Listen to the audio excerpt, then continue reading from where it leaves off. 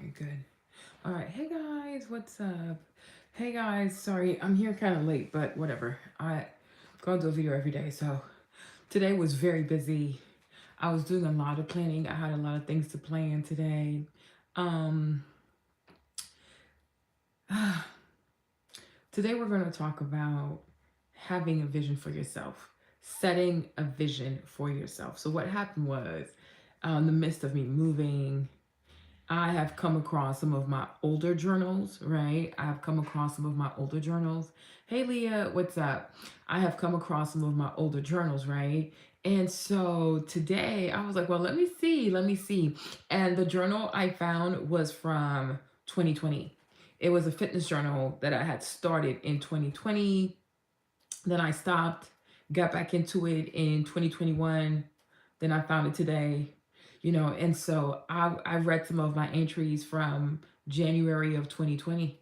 And I was like, wow, it's been like 3 years, right? And it's really crazy. Hey, baby, what's up? It's really crazy how time flies, right?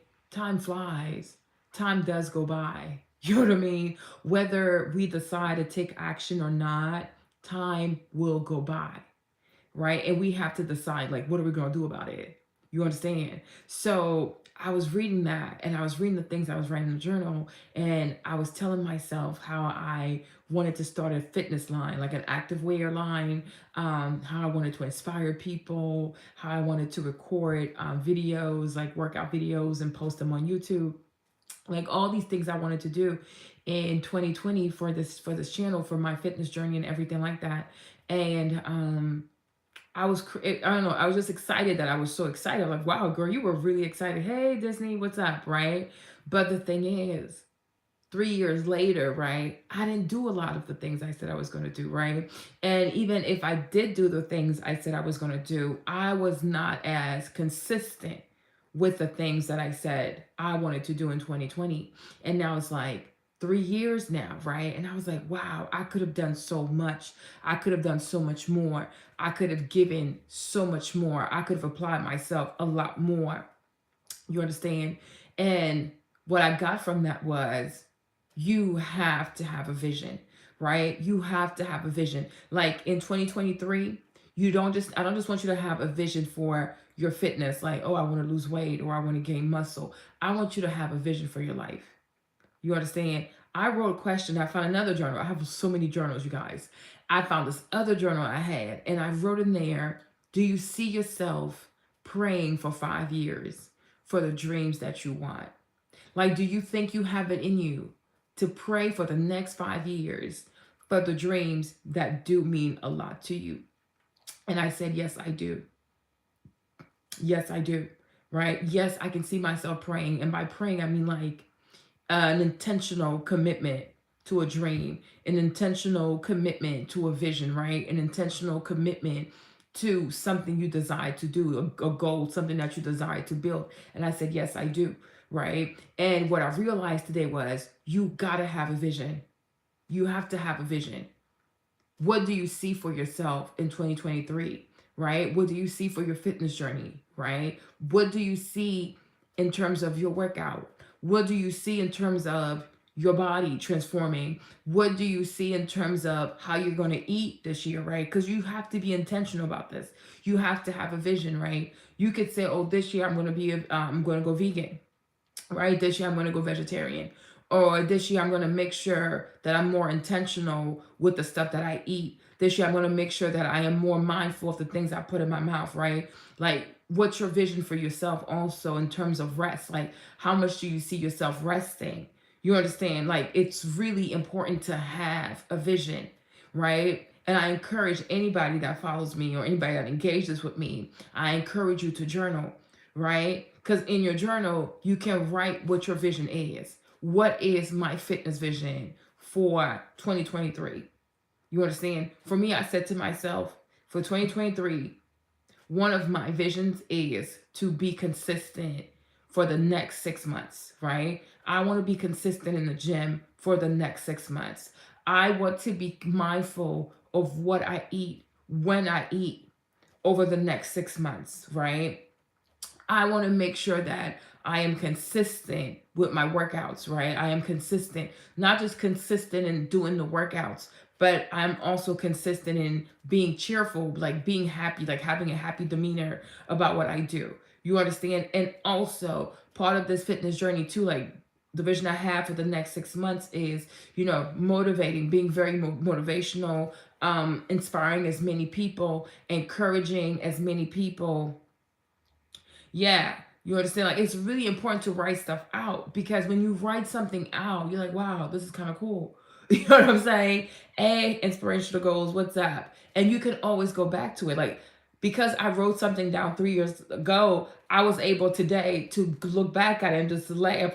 It was just crazy. I was like, wow, wow. There are things on here like, oh, I said I want to inspire millions of women to exercise and to go to the gym, and I was like, it's so crazy because I have shorts on here. I have YouTube shorts that have reached millions of people. I have videos on TikToks that have reached millions of people, right? I saw an entry. Maybe tomorrow I'll do that with you. Like, maybe tomorrow I'll pull out my journal and I'll read my journal with you guys tomorrow. But I was like, I think it was January 7th of like 2020. And I was like, oh, I got 500 views on a reel on Instagram. I was like, oh my gosh, I'm so excited. Like 500 people watch my reel on Instagram, right? And I laughed at that because today and I was like, oh, that's the most views. I was like, oh, those are the most views I've ever gotten on a reel on Instagram. And fast forward to now, like, fast forward to last year, I have a reel that has like 560,000 views. I'm like, oh my gosh, right? I remember when I was excited about 500 views on a reel, and now I have a reel that has a 560,000. Like, what? You understand? And I was like, wow, what would have happened if I had been more intentional, right? With my vision, right? What would have happened if I had been more intentional with my vision? What would have happened if you had been more intentional with your vision, right? That's why I speak a lot on being intentional. So I encourage everybody to have a vision for 2023. And it's not just having a vision board, right?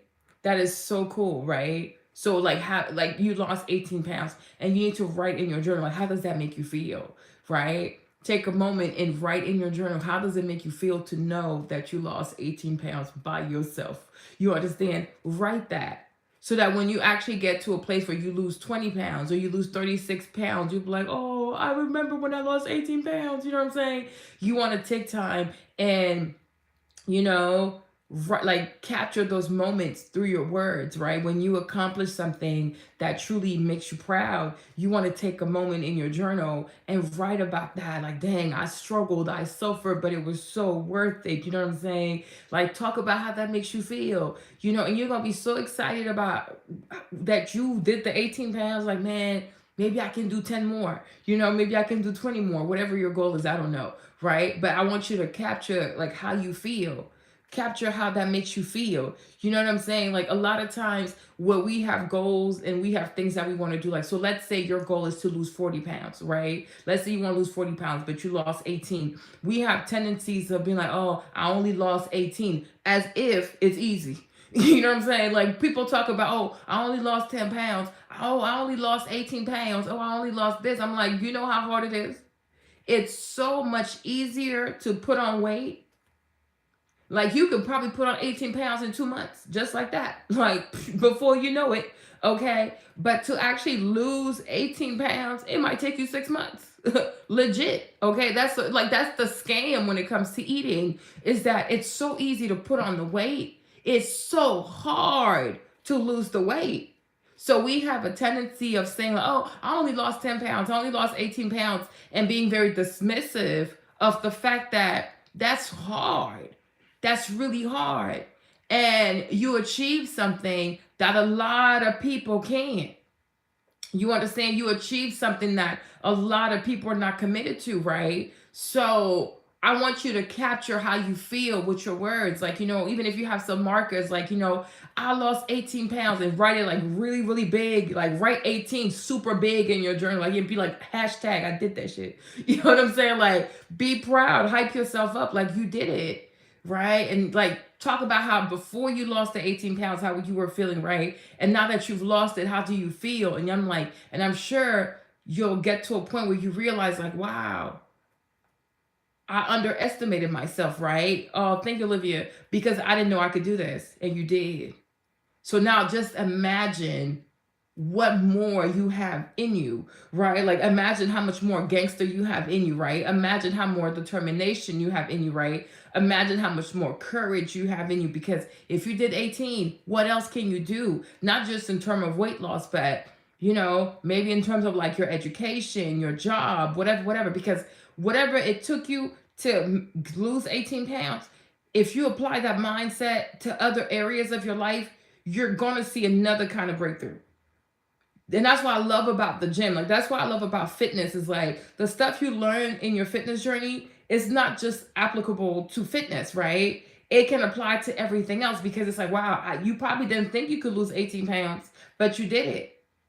So reflect on that. Like, what person have you become? How did your character change? How did your person change? Like, what did you have to do to become this new person that lost 18 pounds?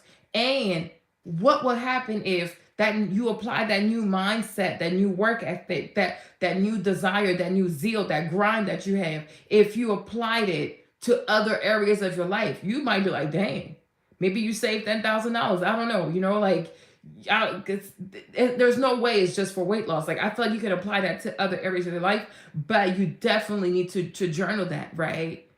And then ask yourself also, like, so what's my vision? Like, what's next? What's my vision, right? What's my smaller vision and what's my bigger vision, right? But it's really important to be like, okay, I want to lose weight for this, like the trying to lose the weight thing is for a bigger vision.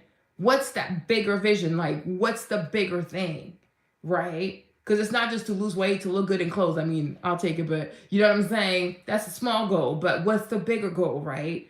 You could be like, okay, the reason why I want to lose weight, the vision I have for myself is to lose this weight so I can have a better quality of life. And what does that mean, right? A life where, I have more energy, I can move more, I can just do things. I can be more spontaneous about things and feel comfortable about it, right? I can go for the career that I want. I can do the photo shoots that I want. I can travel where I want to travel. I can have like, run a marathon. I don't know. You decide, right? But it's important to have a vision. I told my friend yesterday, I said, I remember, yeah, you know what I mean? Because I want to lose weight. Okay, yeah, you do, but think, what's the bigger vision, right? You might want to go skiing in like the Swiss Alps. And that's probably something you never would have thought of. Because you're like, oh, I just want to lose weight. But it's like, okay, but once you lose the weight though, like it's a whole new body. It's a new heart, new lungs, new kidneys, new skin. It's like new mindset. It's you like you're transforming to a new person. So what do you want to do with this new person? What kind of adventures do you want to introduce to this new person, right? What kind of experiences do you want to introduce to this new person, right? And it could be like you want to go skiing in the Swiss Alps somewhere. Like, damn, that's beautiful. That's beautiful, right? That's beautiful. It could be like running a marathon. I don't know. You decide, right? You got to work on your vision. And I was telling a friend yesterday, I said it's so funny because when I was younger, like when I was in college and stuff like that, and I would have people ask me, "Oh, Marlene, what's your 5-year plan? Like, what's your 5-year vision?" And I was like, "What the heck? I'm just trying to make it to the next day." And I used to get so annoyed by people asking me these questions, like, "Why do you want me to think so far ahead? Like, what's wrong with you? Child, can we just get to tomorrow?" You know what I'm saying? And today, I'm like, I understand why. I understand why people ask you to think about your 5-year plan, right? Have a vision of yourself for the next 5 years, not just the next 6 months, not just 2023, but have a vision for yourself for the next 5 years. You understand? Because when you have such a long-term vision, when you have such a bigger vision, it's going to get you to be committed. You'll be committed even more because you understand that what you're doing, it's not for the moment, it's not for the day, it's not for the week, it's for the next 5 years, right? So like, dang, like, yo, like that's real. That's a real commitment. Because I found a journal from 3 years ago. You understand it? So it's like 2 more years, it would have been 5 years. That's crazy. I was like, oh my gosh, that is so crazy. That is crazy, right? And what's so good about having a vision is like, depending on how small or how big the vision is, it translates into your intention, right? If the vision is small, the intention is going to be small. The effort is going to be small because the vision is not big enough, right? When the vision that you have for yourself over the next 5 years is really big, your intention is going to match. Your drive is going to match. Your courage is going to match that because now you know what all of this is for. Yo, I have so many journals, right? But one thing I will say about me journaling is that there are many things I have wrote that were beautiful. I had some beautiful things I wrote. I had some beautiful ideas I started with, but I wasn't consistent. And so I said to myself, you know what? You have to look at your vision every day. That's why for me personally, I don't do vision boards per se, because the issue I have with vision boards is that people do it one day, they put it on the wall, and that's it. No, I believe that your vision, you have to look at it every day. You have to nourish it every day. You have to talk about it every day. It doesn't mean that you call people or you do a YouTube and talk about it now. It means that you journal about it every day. So what I do, instead of doing a vision journal, a vision board, sorry, I have a vision journal. So it's like a scrapbook. It has pictures. It has things like and every day I just write it and I just write it. And I did that last time. I did that in June, and that held me through December. So I was very consistent because what I said I wanted to do, I was doing it every day. I was talking about it every day. I was talking about it every day. The journal I found today, no, 2 days ago, that one was talking about the fitness line. How was it? I was like, oh, I spent $600 on samples. And it's true, I had spent $600 on samples, y'all. I had spent $600 on samples, right? But I stopped writing in it. And sometimes and the same thing happens with your goals. Same thing happens with your plans, your goals, your vision, right? Out of sight, out of mind. So it's like you constantly have to make sure that it's like right under your nose. Like I'll tell you this too.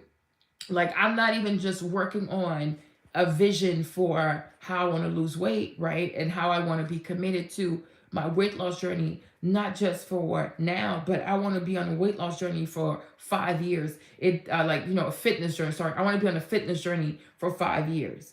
Okay, I want to do it for 5 years.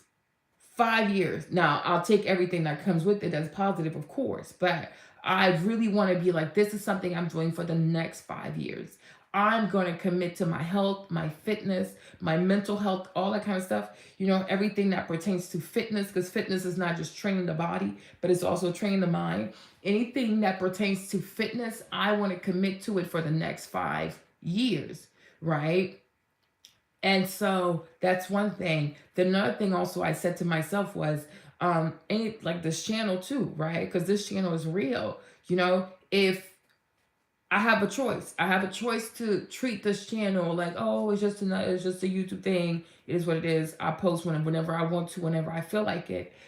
I can treat it that way. Or, I can be a good steward and be like, well, none of this is by happenstance, right? None of this is a coincidence, right? If God has allowed me to have so much, to grow so much, and to grow so fast in 6 months, this could truly be something big, right? And so I have decided to go with the perspective of this is not just a random thing. This is something that I can grow into an amazing community, right? So I said I also need to think of a 5-year vision for this platform, right? What does the Fit by Lena YouTube is going to grow into over the next 5 years?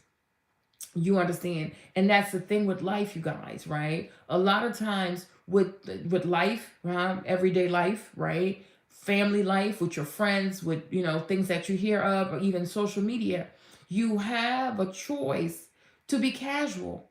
It is what it is. Oh, it is what it is. Oh, well, well, girl. Ooh. You know what I'm saying? You can do all of that, right? Or you can be like, hold up. My life matters. I know that's right, right? My time matters. Ooh, you better say it, right? I'm somebody, and I'm someone. The world might not know who I am, but I know I'm somebody yet. I might not have all the pieces of my life figured out, but I know there's favor over my life. I wasn't meant to just be born, pay bills, and die. No, I'm sorry. Okay, not over here. You know what I'm saying? I was born to make something of myself. I was born to leave something on this earth. You understand? So anything you have in this life, and I'm a Christian, so please bear that in mind. But like in the faith, as a Christian in the Bible, right? Jesus says all you need with your faith, it has to be as small as a mustard seed. I have a friend who sent me a mustard seed one time. I was shocked at how small. I said, "Oh, this thing is tiny."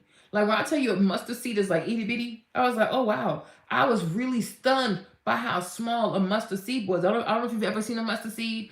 Maybe you can go to Walmart tomorrow and see what a mustard seed looks like, baby. It's like small. Okay, and I was like, "That's all I need to move a mountain? Are you serious?" You know what I mean? It's so tiny. It's like she said it to me in like a little bag. I said, "Where is it?" Because it's so small, it's almost invisible, right? So I don't know if you've ever seen a mustard seed. Yeah, I even think a sesame seed is bigger than a mustard seed, if we're being honest, right? And I was like, wow, this thing is small. You understand? So the thing that I understand from being a Christian, from the Bible, and from my personal relationship with God is that everything God gives you that can grow to be something big, it always starts with something small. You understand? Everything that starts, all the things you see that are so, like it could be a business, right? Like the Nikes, I don't know, Nike, Gymshark, you name it, Coca-Cola. You know what I'm saying? Some of these influencers that have millions, like Mr. Beast, for example. There was a time Mr. Beast didn't have no subscribers. It might not seem like it, right? Girls like Chloe Ting and stuff like that. There was a time nobody was watching Chloe Ting. It's just that we tend to encounter people when they have pretty much reached their full potential. You understand? And so we look at the little that we have and we say, oh, dang, ooh, she got more than me. She got way more than me, right? So you look at your little mustard seed and you see somebody's full blown tree with the fruits on it. And you say to yourself, dang, they blessed. You know what I'm saying? Not realizing that once upon a time, when you weren't looking, they too had a little seed in their hands, right? So one thing I've learned from my faith, you don't have to be a Christian for that, but I see it all over the place. Okay. One thing I have learned out here in the streets when it comes to God, anything that becomes like really, really big always started really, really small. It started really, really, really small. It's just that the people who had those small seeds, they took it seriously. They took it very seriously. You understand? They took it very, very seriously. So it's not that you are less favored. As a black person, in America, as a black person in the world, period, right? One thing we often hear as black people is, oh, we don't have generational wealth. We don't come from generational wealth. And, I'm the type of person, I kind of think differently of other people. I don't talk about lack.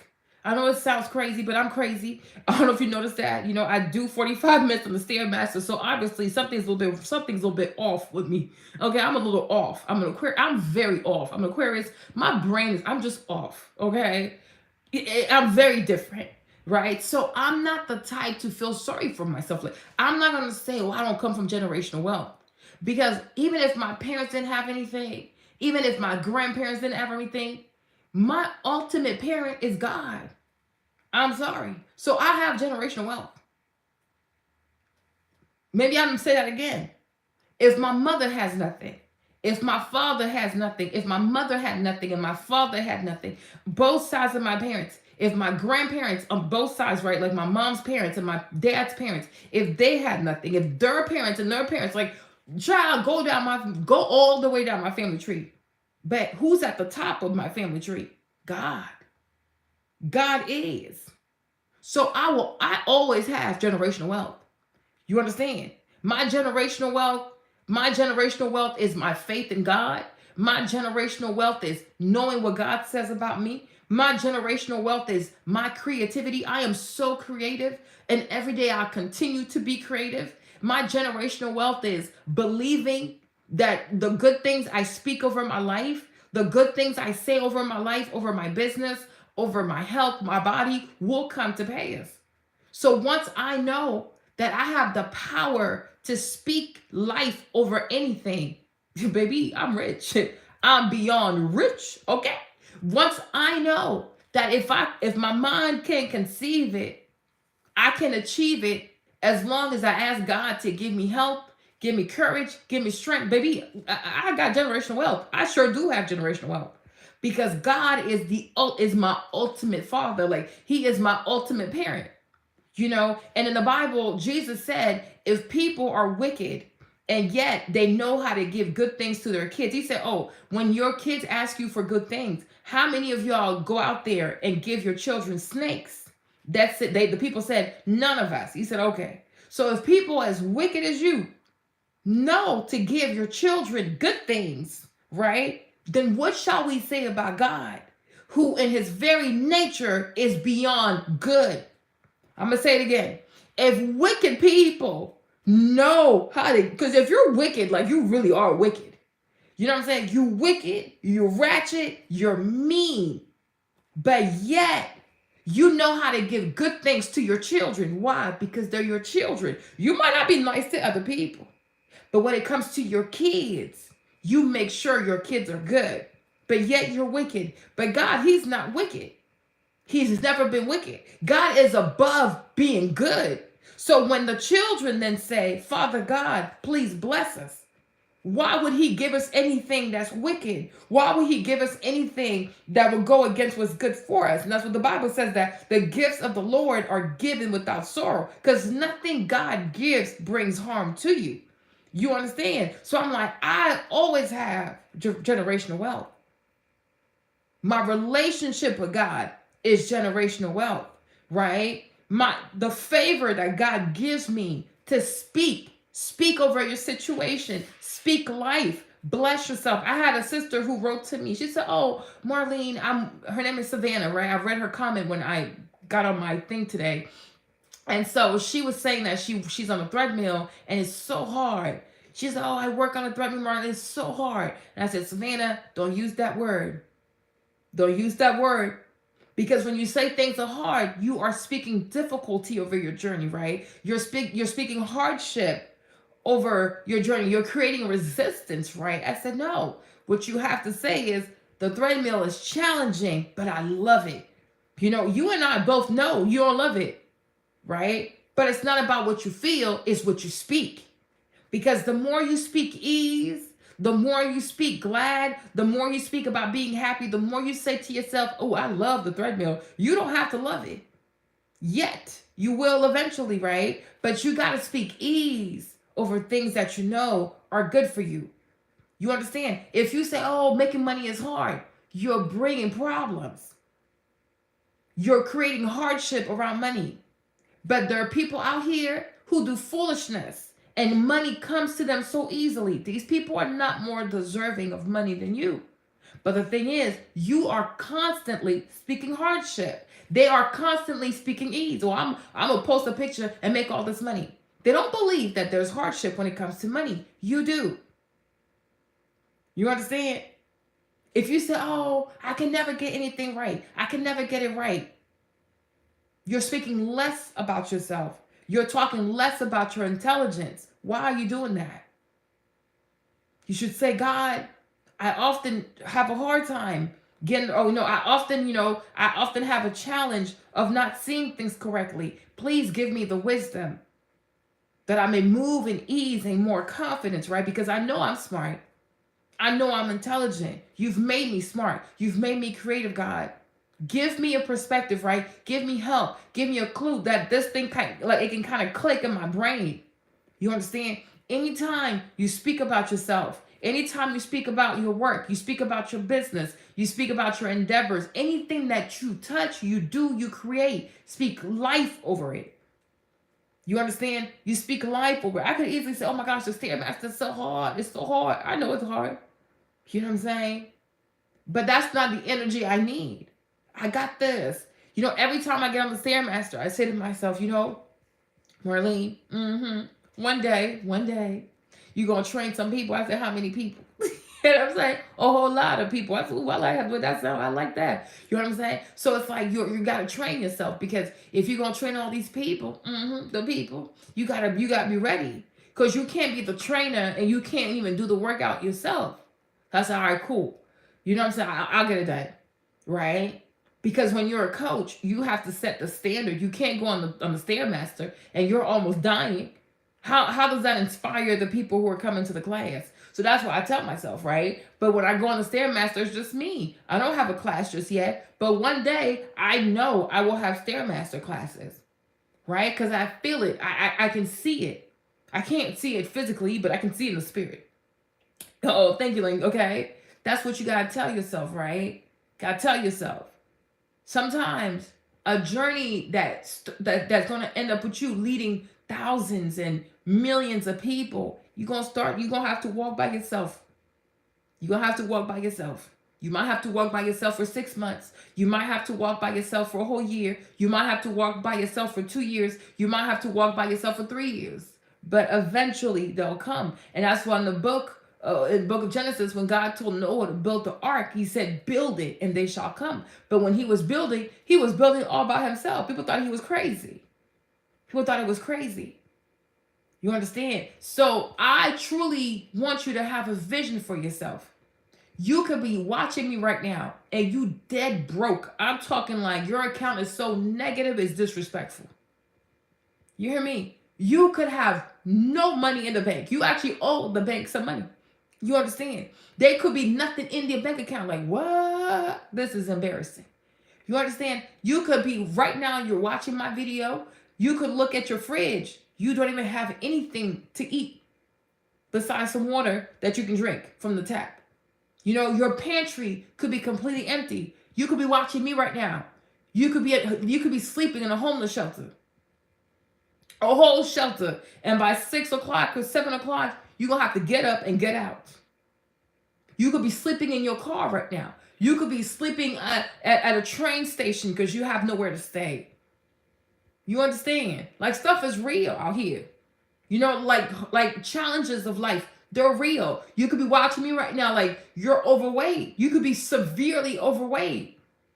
Where you're like, wow, I put on so much weight. What's the point of even trying to lose this weight because it's so much weight? You could be watching me and you're completely, you're not even, hey, Nikisha, you're not even ground level. You are underground because it's so bad. You understand? Like they said, oh, I've hit the floor. You could be in a situation right now, child, you pass in the floor. Your stuff is so desperate, you are underneath the ground. You know what I'm saying? You could have had the worst news ever that you've ever heard your whole life. I feel you, like, trust me. And I'm going to say to you, regardless of your situation, regardless of no money, regardless of having no food to eat, regardless of not having an apartment, a house on your own, right? Regardless of being all by yourself, I don't care how bad it is, and I truly don't care. I still want you to have a vision for yourself.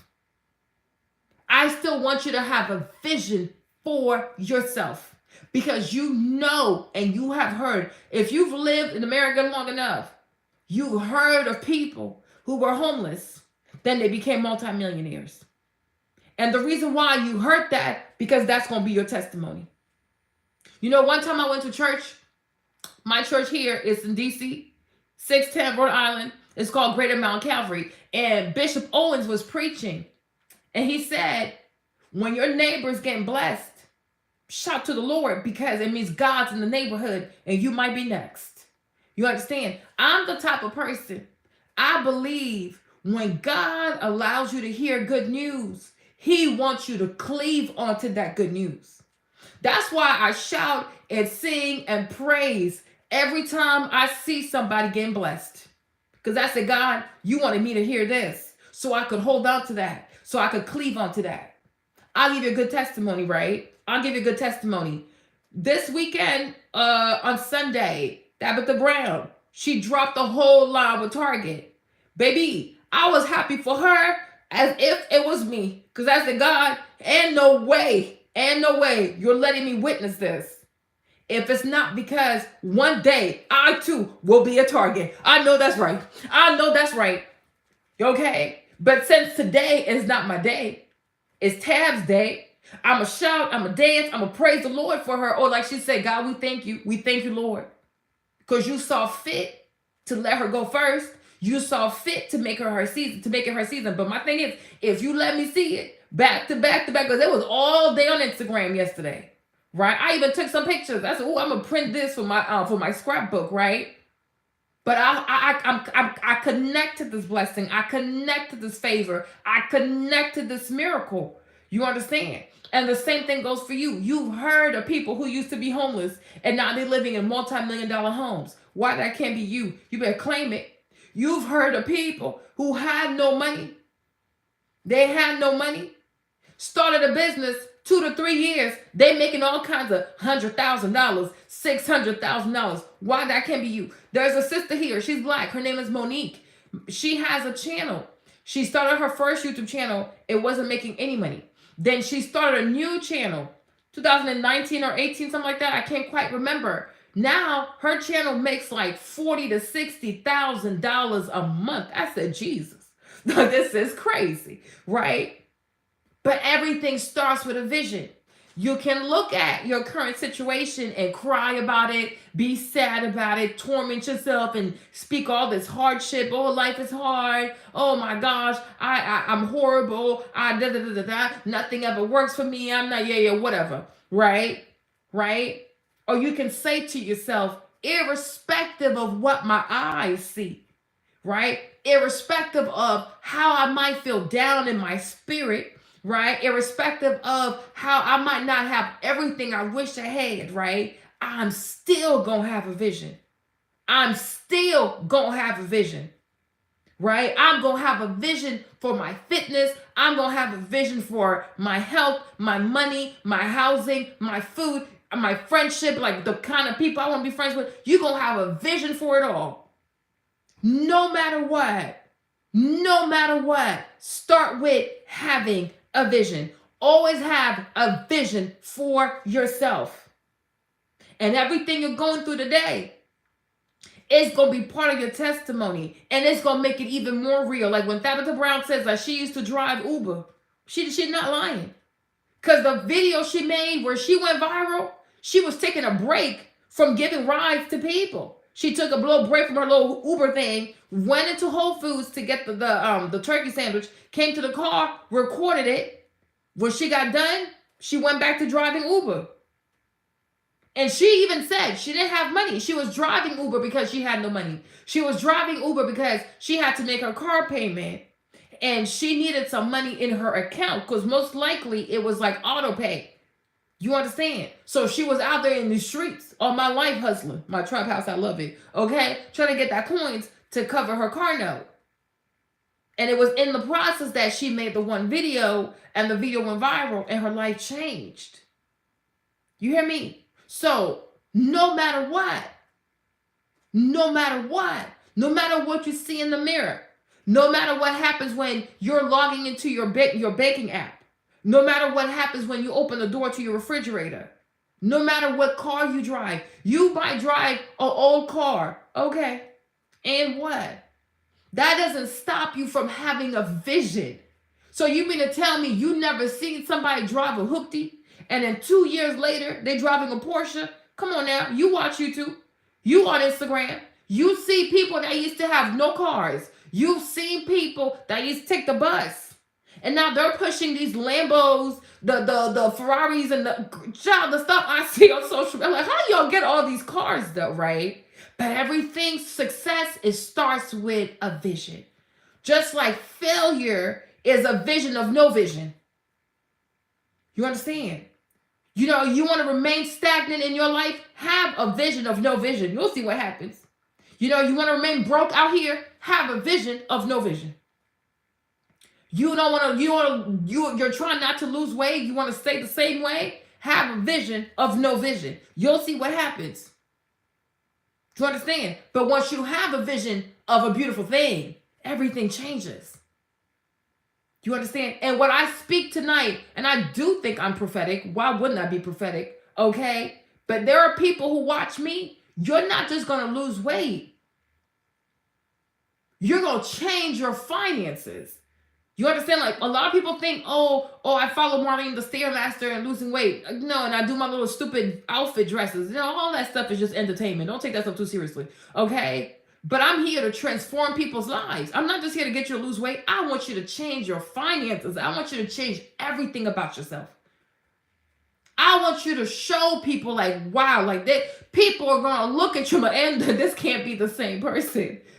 Ain't no way. Like, they're going to even be afraid to say hi to you. I want people to be even afraid to walk up to you because they're like, when did she become famous? She glows like a superstar. She's successful like a celebrity. Like, when did this happen? Yes. That's what I want. I want people to be afraid to walk up to you because they just like it. Like, there's no way this could be her. I remember seeing her a year ago, and she was so sad, and she was so depressed, and she was so big, and she was so this. Like, there's no way. I want people to drive past your house and say, there is no way she bought this house. 2 years ago, she was living in a shelter. Yes, it's me. Like, no, it's not possible. No, it's possible. They'll be like, hold on. What? I want people to think about your testimony and feel like they're losing their minds. Like, if I think about how this girl got blessed one more time, I might have to end up in a straitjacket. I want people to be so confused by how much God has elevated you. They can't even speak on you. Like, I don't even know what to say. I don't even have the words to describe how successful she became. They're like, nah, did she do PPP loans? Did she scam somebody? Did she do this? Girl. Because, you know, a lot of times when people don't understand your blessings, don't understand how your life completely changed, they always think you had to do something criminal. No, I did not.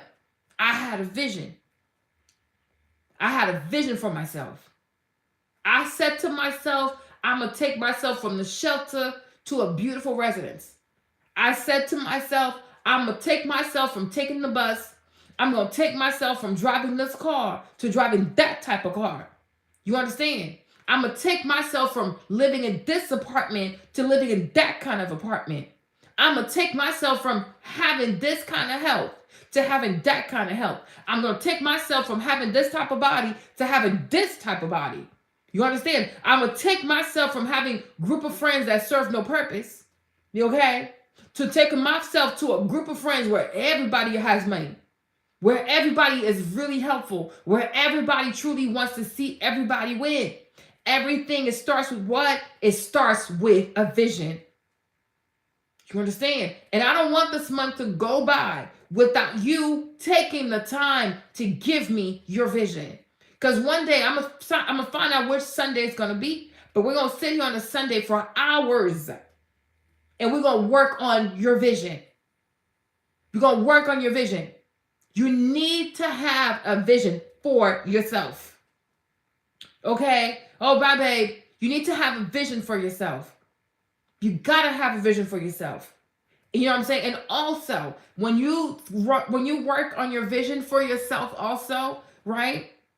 I want you to find people that you can look up to. Like, I want you to have people in mind whose stories inspire you to be better, right? Like, for example, like, I have girls that I look up, I can say, yeah, I look up to them too, like when it comes to fitness, the things that they've accomplished and things like that. You know, I want you to find people who inspire you to be your best in whatever area you're writing your vision for, right? So if it's your fitness, I want you to find people who inspire you to be better at your fitness, right? If we're talking about money, if we're talking about your finances, I want you to find people who inspire you to become better with your finances, right? If we're talking about people who have transformed their lives and who've like upgraded and like, you know, they used to be broke and now they had like a whole 360 and now they're living so well and they're financially stable. I want you to find those people, right? And once you have like 5, 10, even 20 people like that, right? I also want you to study those people. Like, what did it take for them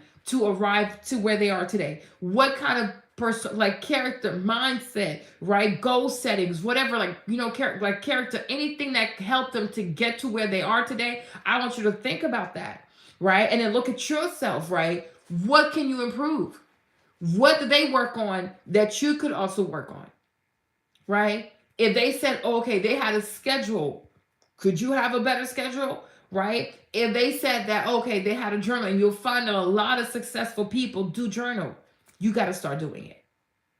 Oh, but Marlene, no. Girl, do you want to be successful? Okay. If you found 10 people, 20 people that you look up to, and all 10 people, all 20 people are telling you they journal, do you not think that journaling has something to do with it? Okay. So you start doing it, right? If they said that they've read a certain amount of books, try your best. You got to become a reader, because there's something in those books that triggers something in their minds that gave them the courage to keep working towards that vision. You know what I'm saying? Because once you set the vision, you got to have that drive. And just like a car, drive is no different than a car. It requires gasoline. It requires petrol. You got to put something in there to get the car to go. You know what I'm saying? Once you put the car in drive, you can't put the car in drive and your tank is empty, right? So reading the books could be part of the fuel that had these people going, and something happened in their minds, and they're like, okay, I'm gonna be even more driven now, right? What else did they do? Did they stop going out and spending time with stupid people? Most likely. Look at your circle of friends. How many of them are stupid? Cut them off. Okay? Cut them off. You know what I'm saying? Look at the kind of stuff they talk about. Okay, oh, I follow less this on social media. I consume more podcasts. Then you might want to start listening to more podcasts, right? So you set your vision, or set multiple visions, because it might be like for everything in your life that you want to achieve, have a different vision for that, right? Have a 5-year vision for everything you seek to achieve, right? And for every vision that you're working on, find people who inspire you in that area, right? And then start to study those people, listen to those people, follow those people, consume as much of their content as possible, right? And then look at yourself, do an assessment, do an accounting, like, okay, what do I have that they already, like, what do they have that I already have? That's a plus, right? But what do they also have that I don't have, or that I need to work on? Right? That's the assessment. So now those are the attributes that you're going to have to work on. You understand? So that you can grow, so that you can continue to be driven for your vision. You understand? But it's like you have to have a vision for yourself. You got to have a vision for yourself. Got to have a 5-year vision for yourself. And every year you keep perfecting the 5-year vision. You got to perfect the 5-year plan. And by having such a vision for yourself, it's really also going to help you make better use of your time, right? Time is like how you spend time and who you spend your time with. Because now I've given myself 5 years to make X, Y, and Z happen. So I can't afford to do this and that. I can't afford to be around such and such, right? I can't afford to be consumed by this and that, because it doesn't fit into the plan. When we don't have a plan, when we don't know what we really want. She said, how do you manage friends judging your choices and action to losing weight? But baby, let me ask you a question, right? If you try to perfect you're trying to perfect yourself, because I think you already kind of know, but since you want me to echo what you already know, I'll say it for you. I'll say it out loud. You understand? But I feel as though if you're trying to better yourself and people are questioning you, then you got to start asking yourself, are these people your friends? You know what I'm saying? Because when you better yourself, shouldn't everybody be cheering for you? You know what I'm saying? So let's say when I eat bad, you're my friend. When I drink like crazy and get drunk with you, you're my friend. But when I want to start eating better so I can know what's going on, when I want to drink less so I can have more control of what I do, what I say, all of a sudden you question my choices. So do you just want me around you so I could be a train wreck so that you can feel better about yourself and you can have someone to laugh at? Tell me something. You understand? Tell me something. And that's the thing, right? And sometimes, and I'm not trying to be funny and I'm not trying to be disrespectful, but I think a lot of times we have to be mindful that when we are not at our best, we don't really have friends. I'm going to say it again. A lot of times when you're not at your best, you don't really have friends, right? You just have people who don't want to be alone. So most likely you don't want to be alone. They don't want to be alone. So y'all just kiki and y'all call each other friends, right? Because real friends make each other better. Real friends hold each other accountable. Real friends, they set like they have goals and standards for themselves and for their friends, right? Real friends want to elevate. That's why most of the time when you see successful people, they hang out with people who are just as successful, if not more successful than they are. You understand? But it's like, why would anybody in the right head question your choices when you decide to lose weight? You know, you're an adult, and I would assume if you made the decision to lose weight because you got to a point where you realize, like, yo, I'm tired of feeling sluggish. I'm tired of not having enough energy. I'm tired of not eating the way I should be eating, right? I'm tired of not feeling good. I want to feel better. So why would people who are supposed to be your friends, why would they not be on par with that? Like, you know what, girl, I felt the same way too. Let's work out together. Let's cook together. Let's walk together. Let's sweat together, right? Let's go on this journey together because, truth be told, I could afford to lose some weight also, right? You gotta start asking yourself that, you know. And sometimes too, when you start making these kinds of choices for yourself, better life, you know, better health, better everything, maybe the time has come for you to make new friends because you're obviously moving into a different phase of your life, you know, and not everybody can go with you, and that's okay.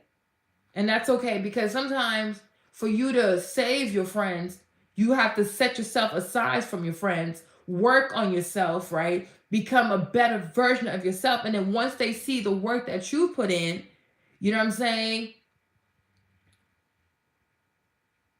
You know what I'm saying? Like, then they'll come your way. She said, my friend doesn't agree with the methods I'm using to lose weight, but it's what's going to work for me right now. She doesn't see when I'm struggling and binging.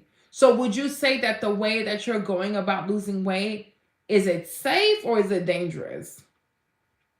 Because now that's a little different. The way that you're going about losing weight, would you call it safe or would you call it dangerous? Because I don't think you should do anything dangerous also, though. Let's be clear on that, though. Is it safe or is it dangerous? What would you say? Or are you trying to do like a weight loss surgery? Oh, you're doing keto. Okay. But a lot of people do keto. So what's her issue with you doing keto? A lot of people do keto and they find success with keto. No, I don't know. Some people, it seems like some people, their results on keto are very like long lasting. Me personally, I won't do keto because I'm like, I can't keep up with this. It's too much. But you know, some people do see great results. Sorry, some people do see great results with keto. But what's her issue with you doing keto though? I don't understand. Why does she have an issue with that? What would she like for you to do? But I've seen there's a lot of people who've done keto, men and women. You even have a lot of like fitness influencers, men and women who do keto who have great results with keto. If you know what you're doing and you know how to get your body in ketosis and you can keep it there, um, you know, so I don't know. But what's her issue? Like, why does she take issue with you doing keto?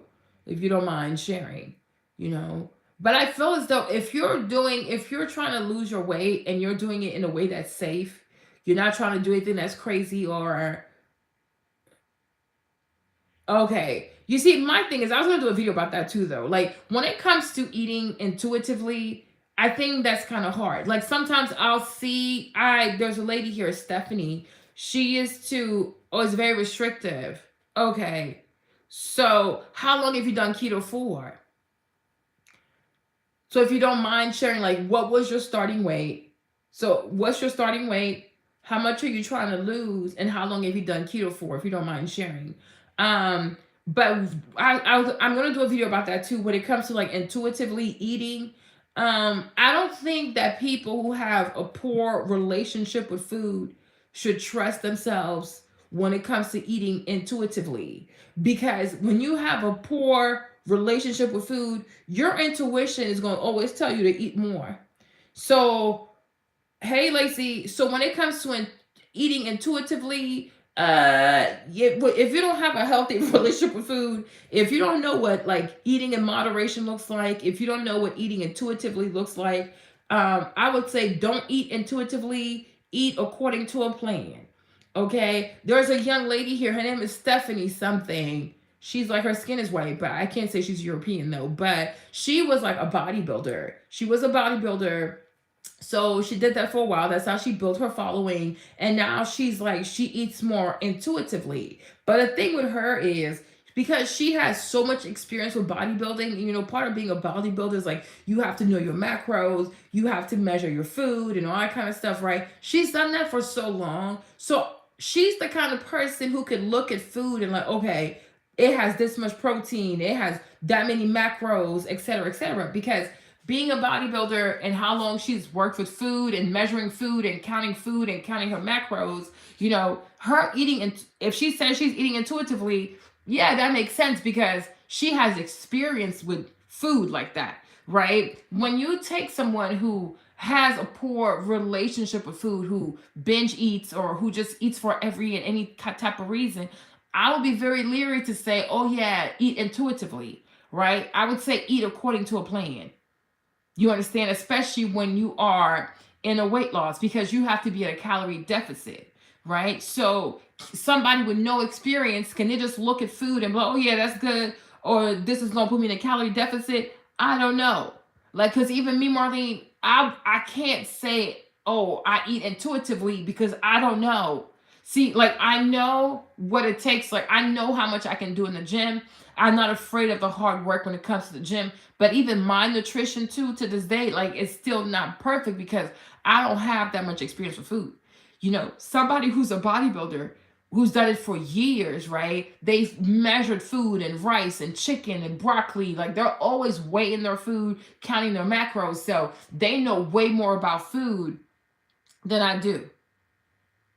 Exactly. You see, but I feel like you and I, for example, like, because if we're both trying to lose weight, right? So, given our age, well, gender, age, our height, right? Starting weight, and where we're trying to be, like our goal weight, right? I would most likely find a calculator. Like, they have these calculators, a calorie calculator that can tell you how much you need to eat, right? Based on your gender, your age, your height, and your starting weight, and also like the level of exercise, the level of activities, like how active you are, if you're low active, moderate active, very active, right? And that's like how many calories you burn in a day. Then they can give you a breakdown. Okay, you can, if you eat this much, if you eat this many calories, you'll get there by April. Da, da, da, da. There's one called Fast Calc. I used that one. I used that one today. And so what I decided to do was I'm going to go for 2,000 calories. So according to that calculator, it said if I intake 2,000 calories per day, I should reach my goal of 160 by July. Okay, so that's very helpful. Now, what I have to, hey Jazz, what's up, Jazz? So now what I have to do now is figure out, what does 2,000 calories look like in a day? You understand? So that's something I'm going to do this week. Okay, what do I need to do to eat 2,000 calories and stay to that, right? So I opened up a new fitness pal today. And so my goal, my task for the week is figuring out what 2,000 calorie looks like. And I think once I do figure out what 2,000 calorie looks like, I'm pretty much probably going to eat the same thing. Okay, just to make my life easy. Okay, just to make my life easy. So I can't say I'm going to be an intuitive eater because I can't just look at something and be like, oh, okay, if I eat this, eat this, eat this, eat that, that's 2,000 calories. I don't have that much experience with food labels, macros, calories. Da, da, da. I don't know enough about that stuff. Okay, a bodybuilder does. Even like a bodybuilder that no longer wants to do bodybuilding, they still have years of experience with macros and proteins, carbs. Da, da, da, da, da. I don't. I truly don't, right? So my thing is, like, for you, You said you've done keto for how long? So you loved 30 pounding before, and now you're 1 week in, and she's like, well, what happens when you're off keto and you're back at it? And you know what? Let me say this, because that's beautiful. This ties into what I said, right? Which is also a great question, babe, right? Because like you said, you lost 30 pounds before, so obviously you put the weight back on, right? You put the weight back on. Now you're doing keto again, but eventually you will come off keto, right? So what she's saying to you, me, honestly, the way I'm set up, I wouldn't even take offense to that. I would say, you know what? I'm so glad you brought that up. What am I going to do when I get off keto? And then I'll tell you, babe, grab yourself a journal and have a vision. What does it look like once you're off keto? What are you going to do to maintain the weight once you're off keto? You understand? Because that's a valid question. Because you've done keto before, you lost 30 pounds, right? And somehow you were, for whatever reasons, right? Not judging you, we're just having a conversation, right? But for whatever reason, you were not able to keep those 30 pounds off, right? So you put the weight back on. And I would say it could be that you put the weight back on because when you came off of keto, you had no plan for what your life was going to look like after keto, right? So tell me your first name so I can remember your first name, right? So what you now have to do is, okay, yes, you're starting the keto. Yes, you're going to lose all the weight off keto, which is not hard because if you did it before, you can do it again, right? If you lost 30 pounds before with keto, you can lose 30 pounds again. Okay, but this exactly. So now what you need to do, what you need to work on, Jane. Okay, Jane. So Jane, like you need to work on a plan after keto, and it starts now. Don't wait to get off keto to start having the plan, right? That's what I said about having a vision, right? You'll be as successful as the vision that you set for yourself because the first time you did the keto, you did what you were supposed to do, you lost the 30 pounds. You're like, oh yeah, I made it, right? And you didn't have a plan for your life after keto. You didn't have a plan for maintenance. You didn't have a plan for what does my diet look like after keto, right? What does my workout routine look like after keto? What does my eating habits look like after keto? So for me, now that I have more context about your friend and what she's saying and what her concerns are, I would not be upset about it. Instead, what I would do is I would start working on the plan. What does my life look like once I'm off keto? You know what I'm saying? How many times are you going to exercise? So let's say, right?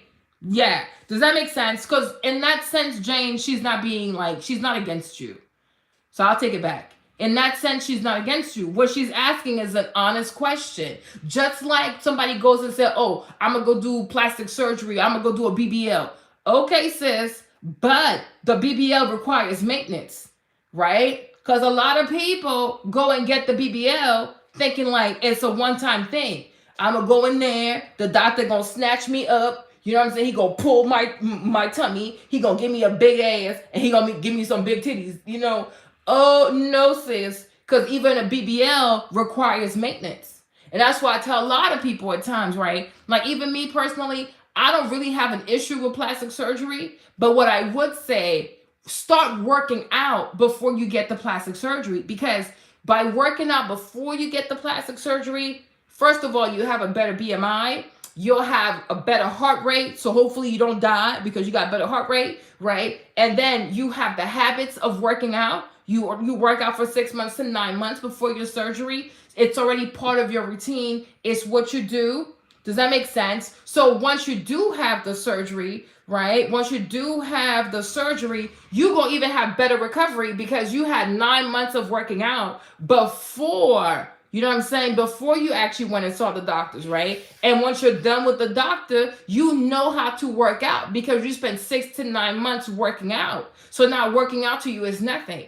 Because that's how you get the best results for BBL. It's not just what the doctor does. It's also post-surgery what you do, right? Your massages and how you eat and how you work out. So that's the same way. If I had a friend say, oh, I'm going to go do a BBL. I'm like, okay. But you need to know BBL is an investment, right? And when you invest in anything, you got to look after it. You put money in the stock market, you gotta look after it, right? You invest and buy a brand new house, gotta look after it. You invest by buying a brand new car, you gotta look after it. You invest money by getting a college degree, you better get some good grades and make sure that when you come out of this bachelor stuff, that people actually want to give you a job, right? So anything you invest your time and your money in, you truly have to look after it. Does that make sense? Like, you have to look after it. You can't just say like, oh, I'm gonna do this and just treat it like a miracle pill that fixes everything. Does that make sense, Jane? So in that sense, I will say, I don't think your friend is not supporting your choices. She wants to make sure that you have a vision, that you have a plan for what your life, your diet, your fitness is going to look like after you come off keto. Because doing keto for you is not hard. You've done it before and you were successful doing it. The maintenance, you were not. You understand? So even I feel like even for you too, right? Writing in your journal and asking yourself, where did I go wrong with my maintenance? Did you start drinking more? Did you start eating more? Did you stop? Did you like completely not work out? Try to go back to that time. Like the first time you did keto, you came off keto, right? Try to remember what Jane did back then. Like, try to turn that into a movie and see, oh, I see. Maybe it was too much this. It was too much of that. Not enough of this, right? It was too much this. Blah, blah, blah. So now that you're writing tomorrow, when you start journaling about what you're going to do post keto, think about the things you could have done better the first time, right? And then let that be your plan. Does that make sense? Because then that makes more sense. So I see where she's coming from. Hey, Mimi.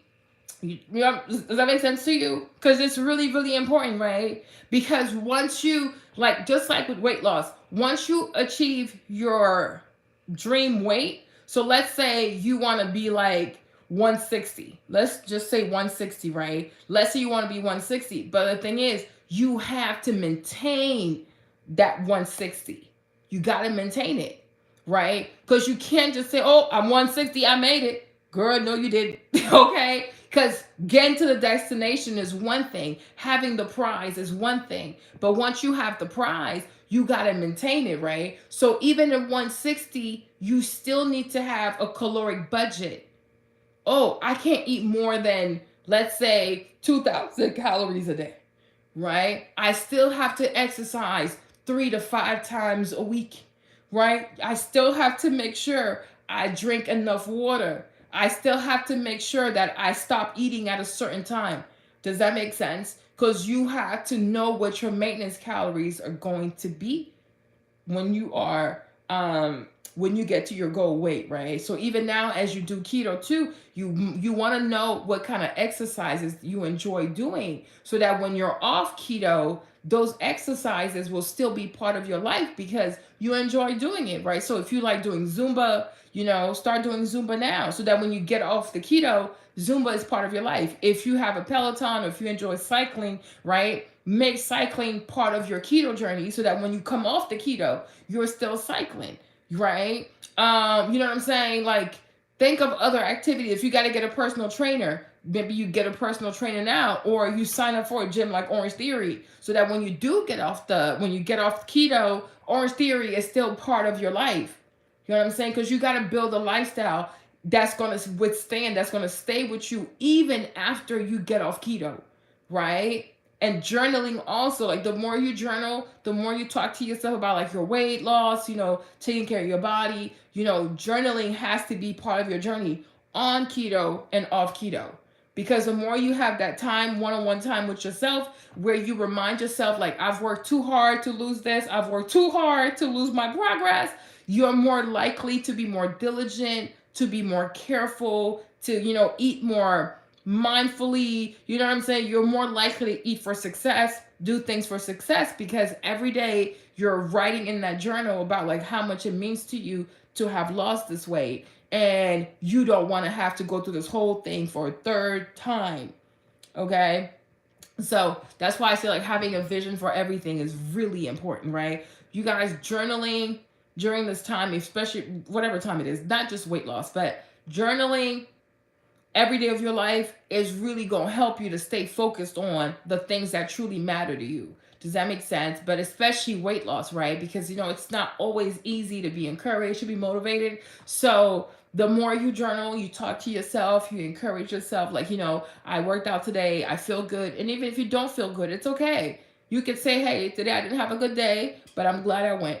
Okay, today's workout, it whooped my butt, but shoot, at least I did it. You know what I mean? Like, you don't always have to be super, super excited when you journal about working out and losing weight, because you're not going to always be excited, right? It's new, it's restrictive, it's a little different, you're going to be sore, right? It's okay. And you have the right to be honest about how you feel. The beautiful thing is, the more you do it, you'll start to notice that your journal entries are becoming more positive. Like, oh, today was a good day. Oh, I'm getting better. Oh, I can run more, blah, blah, blah. Because the more you do something, there's less resistance, there's more expertise, you become stronger, you love yourself more, you feel more encouraged, right? Especially if you do like group classes like Orange Theory, or if you have a trainer and you train as part of a group, when you do those kinds of things, you'll see that everybody's struggling. So it's like, oh, okay, I'm not the only one. That makes me feel better. Okay? Everybody's struggling. If you go to Orange Theory, everybody's struggling, right? If you work as part of a group, you'll see that these exercises are hard for everybody, not just you, right? So it's not like God is like indexing you and trying to just punish you, right? Everybody's being challenged. And that's the whole point of a good workout. Exactly. So if you love Orange Theory, make that part of your routine. You know what I'm saying? A lot of times people get upset about the price. But my thing is, though, listen, if that price is what it takes to get you to show up, if that price is what it takes for you to be consistent and remain consistent, to me, in the bigger scheme of things, it's worth it. If you know that you're not self-driven, it's cool. A lot of people are not self-driven to work out. Well, no, I'll do it later, right? But the thing with Orange Theory is, once you book your class, you have to show up. You don't show up, they charge you. So you're like, you know what, let me go. Okay? And before you know it, you've done a whole 45 to 50-minute workout that you wouldn't have done other ways. So if Orange Theory is something that you can afford, that's going to get you on track, get you going, help you to have a schedule, make Orange Theory part of your lifestyle. It's okay. That's the whole point of having money sometimes. Exactly. That's the whole point of having money. Like it kills me how sometimes when it comes to health and fitness, people want to be cheap all of a sudden. You know what I'm saying? But when it comes to fast food, they ain't cheap. When it comes to Uber Eats, they're not cheap. When it comes to going out with friends and spending all kinds of money on drinks, they're not cheap. You understand? Like there's this show I watch, and I'm not trying to be offensive, right? I am not trying to be offensive. It's the truth. But sometimes the truth is offensive, but I am not trying to be offensive. But there's a show on We called Love After Lockup, right? Love After Lockup. And there's a sister on there. She's severely overweight. Okay, like it's very concerning how overweight she is. And she's dating this guy who just came out of prison, right? And so she takes him out to the restaurant. When I tell you, this Negro was so ungrateful. Like he was just ignorant and ungrateful. He ordered lobster tail, he ordered crab legs, he ordered some lamb chops. Ultimately, the bill came out to $500. $500, right? And she paid for it. But I'm like, you see, if you got $500 for one meal, sis, you got money for a trainer. You got money for a trainer.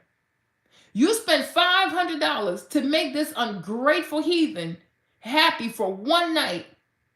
And he still want to go out to the club with his homie because he just came out the penitentiary. I wish, when I tell you God knows who to try with these kinds of mess, because it sure ain't me. But I'm like, $500, sis? That's like almost 3 months of Orange Theory, unlimited. Do you understand? So it's like a lot of times people have money. People have the money, or people can go find the money to do what's right for their health, for their bodies, but they ain't gonna do it.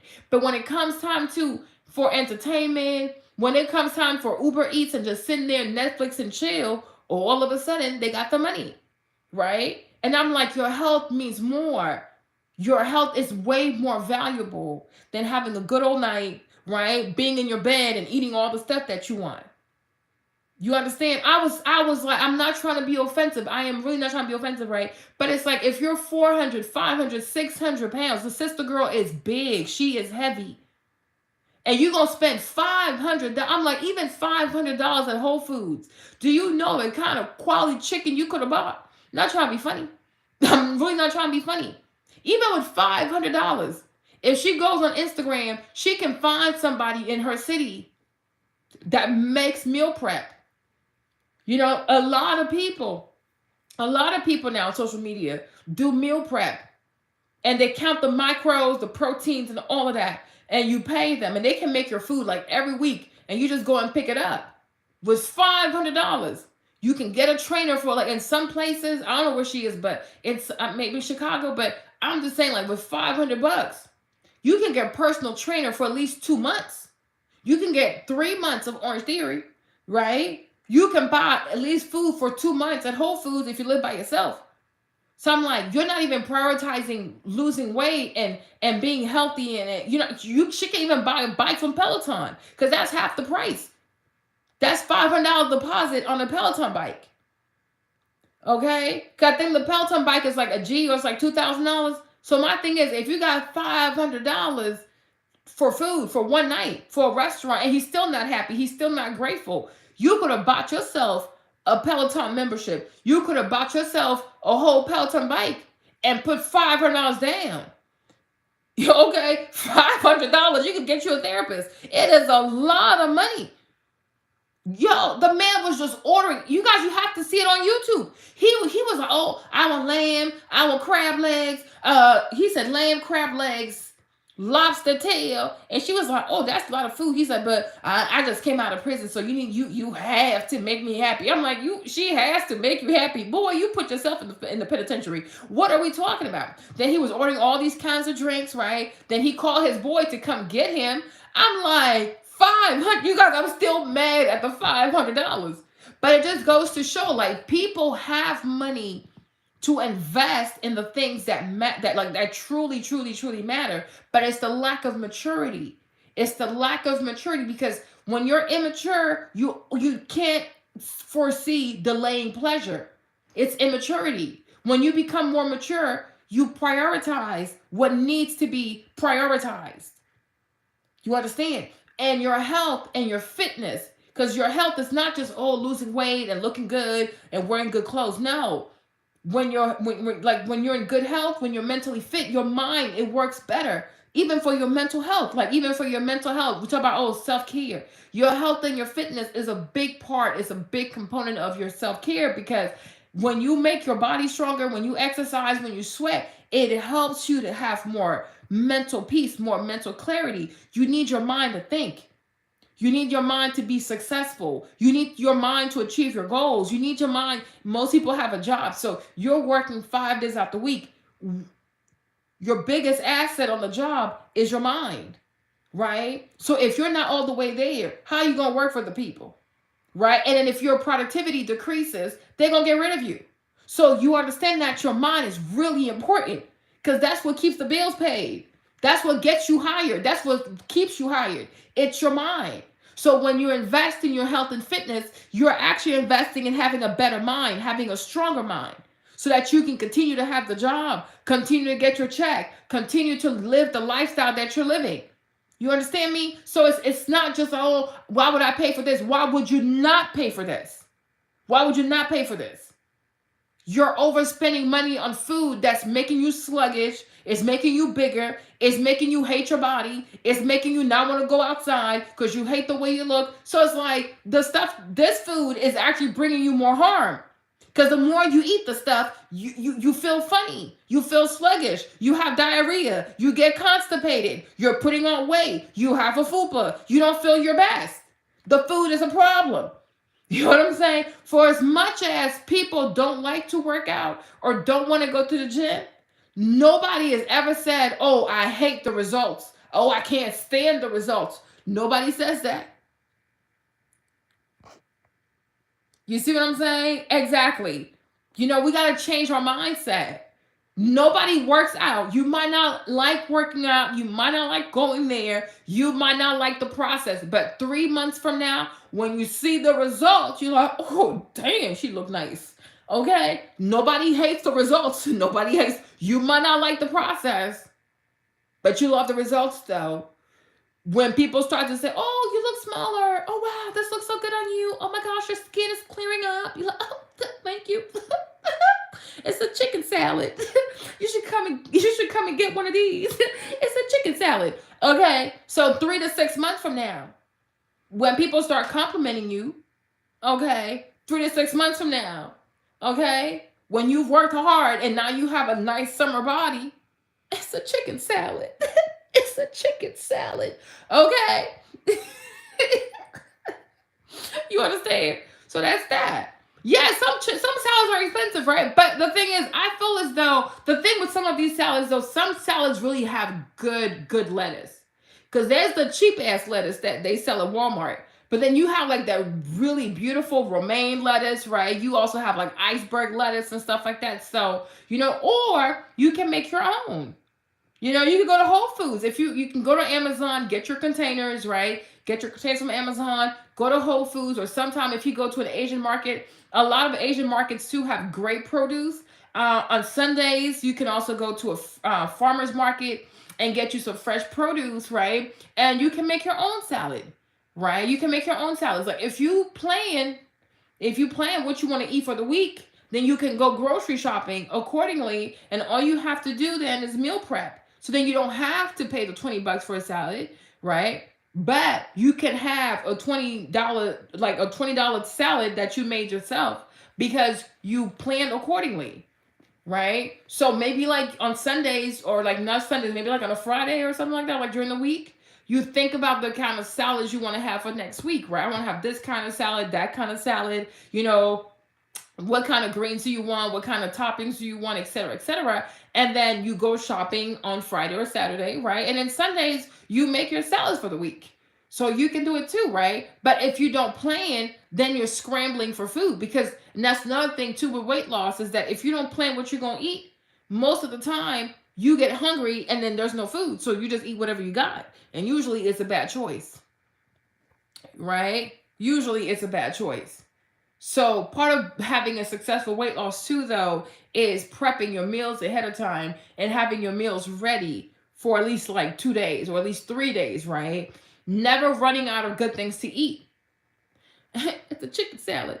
Okay. So if you meal prep and your food is ready, most likely when you get hungry, you're going to eat something smart, right? If you don't have any food and you get hungry, you're going to go back to your bad habits because you're a crackhead for food. It's a chicken salad. Okay. So to avoid being a crackhead, you know what I'm saying? Have your good crack ready. Okay. Because if you got the good crack ready, you don't go back to the bad crack. You don't go back to the streets now. Okay. You don't want to go back to the streets now. The streets is dangerous, sis. The streets is dangerous. Takeout is dangerous. Okay. It is very dangerous. Okay. Review 1. Would not recommend. Don't do it. Okay. So you want to think about it like this, right? So you guys, that's why I'm saying, like, you have to plan. You got to plan your workouts. You have to plan your outfits. You have to plan what your journey is going to be like. You got to plan your meals. You have to plan your grocery shopping list, right? It's a lot of planning. But guess what? Planning like this is going to make sure it's going to actually ensure that you stay on track, right? You got to journal about this. You got to plan. You got to be like, this is the year of like, we're going to be planning. Okay. We're going to plan a lot. We're going to write a lot. We're going to have goals that we set a lot. I'm trying to learn Notion. I want to learn Notion for goal setting so that when I actually get it, I can show you guys how to do it, right? So that you always have your goals, you have your vision right in front of you, right? Because I feel as though if every day you wake up and right before you go to sleep every day, you look at your goals, you look at your vision for yourself, you're more likely to stay on track. If there's nothing for you to look towards, you have no expectation, like, oh, I'm just living life, you're more likely to go back to the streets. Okay? And I don't want you in the streets. I want you in the house. Okay, I want you to be, hey Eileen, what's up? I want you in the streets. The streets is dangerous, sis. They dangerous. Okay, I don't even want you in the streets like Houston, because Houston is bad. Okay, so you will be in the house. Okay, so you need to plan. Successful people plan, right? Even something that seems trivial as like a weight loss, it's a journey. Like it's a serious feat. It's a serious thing, right? It's a serious goal. And it's not something that you achieve accidentally. You know, nobody loses weight, by, oh, I just lost 10 pounds. I just lost 20 pounds. It doesn't happen like that. You need to have a plan in place. A plan of when you work out, when you eat, what you eat. You know what I'm saying? What do you do? Who you hang around with? Like all that stuff you have to plan. But the good thing is, your plan is your roadmap, right? It's your roadmap to success. And once you have a good plan, you're going to have great results and you'll be very proud of yourself. You're not going to like every single part of the journey. Who does? But you'll be so glad that you plan. And because you plan, you're now successful. Because you plan, you can now hold like your little trophy, like, yeah, here is my trophy. I made it. You know what I'm saying? I said I was going to do it. I got it done. I said I was going to build it and I built it, right? I said I was going to achieve it and I achieved it. Okay, you guys, because we all have it in us to be great builders. We have it in us to be great, like, great dreamers, great visionaries, great builders. We want to be people who do. We want to be people who create. We want to be people who build, right? Just like I said to myself, like, yo, I really want my fitness page to have millions and millions of subscribers. I really do. And I'm going to make that happen. Like, that's the vision I've given myself, right? I want to have millions and millions of subscribers because I see what other girls have done with their fitness channels and things like that. And I was like, wow, I want to do that too. And I think I can do it, right? And I will do it. I'm going to do it, right? But I also need to have the vision for, like, what does that look like? What does, like, having millions of subscribers on a fitness channel look like? I also have to think about that. That is so cool. I want to do kickboxing. That is so cool. You need to record that, Eileen. Record yourself kicking some butt. Okay? Record yourself. And hopefully you share with the rest of us, right? But I want you to record yourself so that you can see how strong you've gotten. You can see how your form has gotten better. You can see how your kicks have gotten better, right? You need to record that because even on days when you get sad or you feel like the weight is not coming off or the scale is not moving, you'll be like, wow, look how far I've come, right? And then like it's a kind of encouragement that the scale can't get you. Like when I look at my Stairmaster journey, the beginning, I was so heavy, I was so scared, my steps were so heavy, and now I'm just like Tinkerbell, like and it's encouraging, like, wow, I've come a long way. I've come a long way. What seemed to be so hard, right? Yeah, you should record it, post it, post, right? So I want to know, like, I need to know what that looks like. I need to know what that looks like. What does it look like? Oh, you're so sweet, love. Like, what does it look like to have millions of subscribers on YouTube? I don't know. I've never done it, right? And I also, like, I need to ask myself, like, what does it feel like? Even though I don't have that yet. Hey, Abby, even though I don't have 1 million subscribers on YouTube yet, right? You can still try to write how it feels. Oh, it feels good. It feels like, I feel like important. I feel like I matter to people, right? Just like when it comes to your weight loss goals, you don't have to wait to get to your weight of dream to write about how it feels, right? You could just say, like, oh, losing this feels like this. It feels like that. It feels like this, right? You can talk to yourself or talk about achieving the goal as if you had done it, right? And then journal about how that makes you feel, just thinking about it, right? Just feeling like that or having that, right? So I'm like, I said, like, this whole month of January, I'm really gonna work. I mean, I'm gonna do it for the whole year, but for the month of January, like, I'm really gonna work on the skeleton, if I could say, of what it is to build a fitness channel, right, that's meant to empower millions of women and men, right, globally when it comes to regaining control of their health, of their fitness, and things like that. What's that about, right? Because and I would love to I would love to like eventually have a fitness app, right? Isn't it awesome? I'm telling you, like journaling is everything. Cause the more you write, you're like, wow, how can I write this better? How can I make my vision clearer? Like you guys, you'll see this. And I think maybe this Sunday we'll do it. Maybe this Sunday we'll work on our vision together. But I just feel as though, let's say you say, oh, I want to start building, I want to have a YouTube channel based around fitness that has 1 million subscribers. Cool. And within the next 2 years, or you say like, okay, let's say this, within the next 5 years. I know it sounds crazy, but that's me. You say like, oh, within the next 5 years, I want to have a YouTube channel with 5 million subs, right? That focuses around like health and fitness. So the next 5 years, 5 million subs, and everybody's like, it's really focused on health and fitness and becoming the better version of yourself. Cool. That's how you start. But then the more you write, it's okay, but how can I make that even more specific, right? Okay, within the next 5 years, I'm gonna post content on what to eat, becoming your best self. I'm gonna have workouts.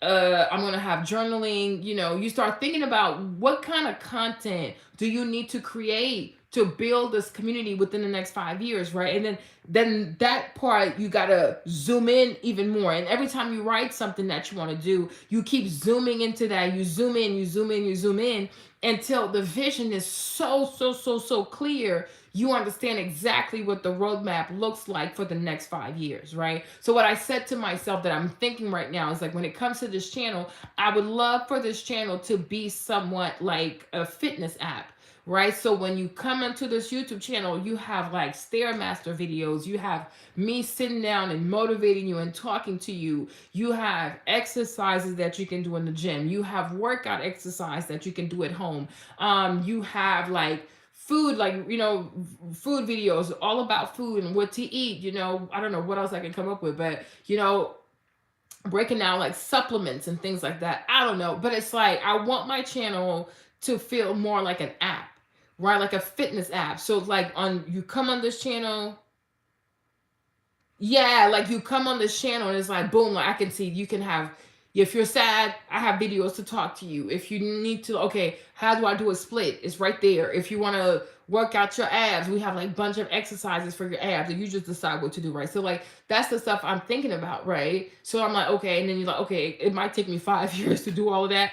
But it's always nice to have a vision. And once you write the initial vision, you want to zoom in into every part of your vision so it's even more clear for you, right? And same, like if you might want to do a YouTube channel too, right? Have like a really big vision for your YouTube channel, right? Because like Chloe Ting, she has 24 million subscribers. I'm like, that's crazy, right? And 24 million people are like passionate about fitness and they follow her. That's so cool. You have other ladies who have like 1 million, 2 million, 3 million, whatever, right? But you see, like people do want to get better. People want to get stronger. People want to get healthier. People want to know how to eat better. People really want to become an amazing, amazing, amazing version of themselves. And a lot of people, millions and millions of people are realizing that, yo, like there's nothing like fitness to get me to glow up in a way that nothing else can give me that kind of glow up, right? There's nothing else out there that can help you to glow up as much as your fitness journey can.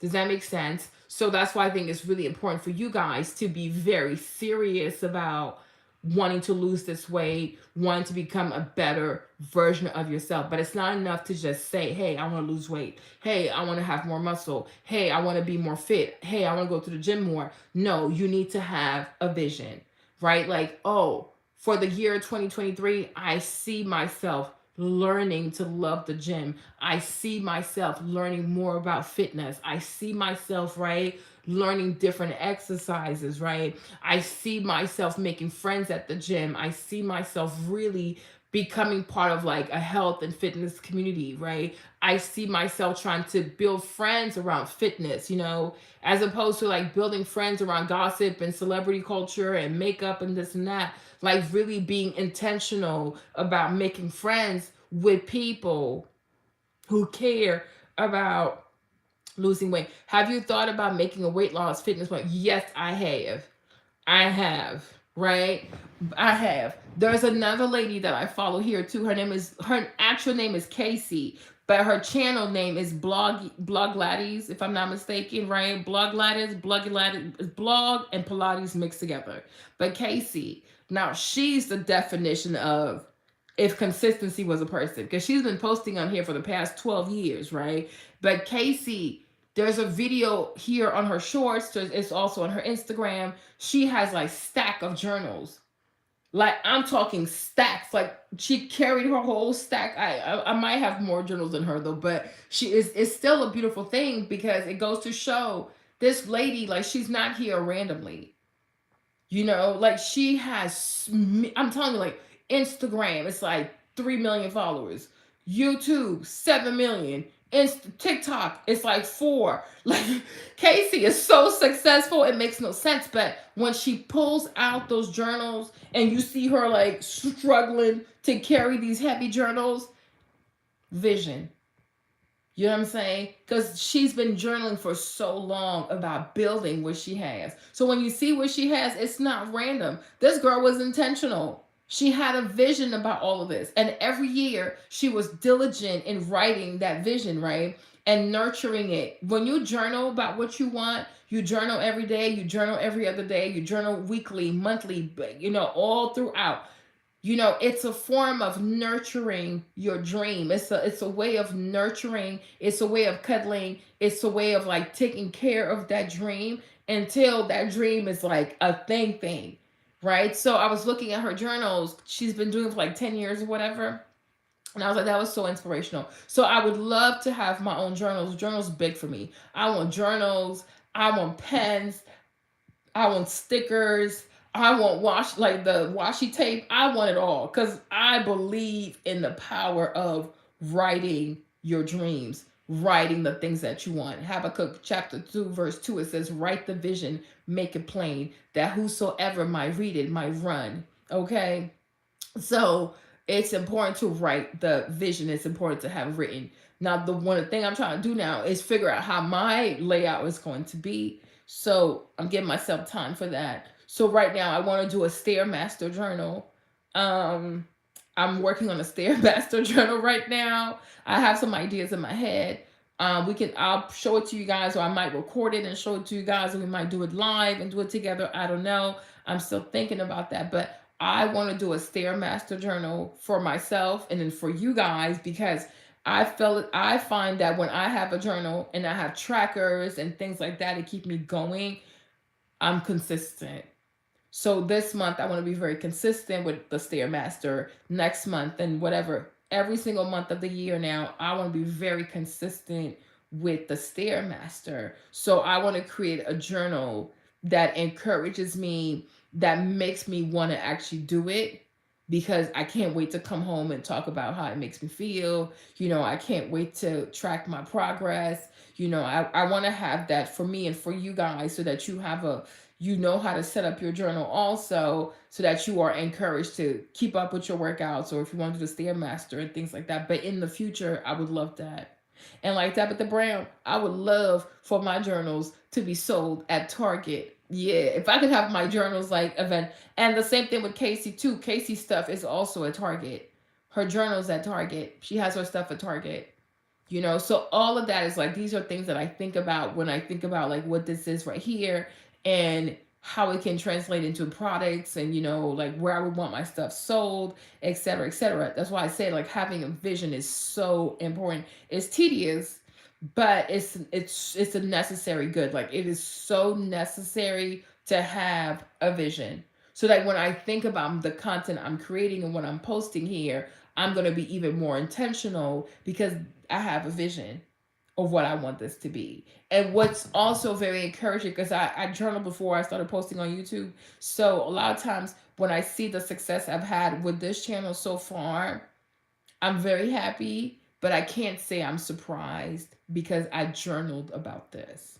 You know what I'm saying? I know that sounds a little arrogant, don't it? But when I see the success of this channel, how fast it has grown, the kind of views I've gotten on this channel, I can't say I'm surprised because I journaled about this. So this is nothing more than the stuff I wrote coming to life. And so I say, oh, if I was able to do this or manifest this within 6 months, right?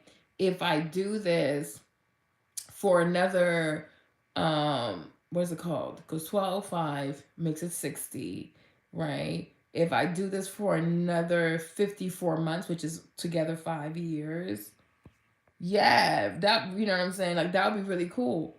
But if I got 54 months to go to make it 5 years, I can only imagine what I'm gonna be able to see or manifest with this channel. Because this is just 6 months, you know?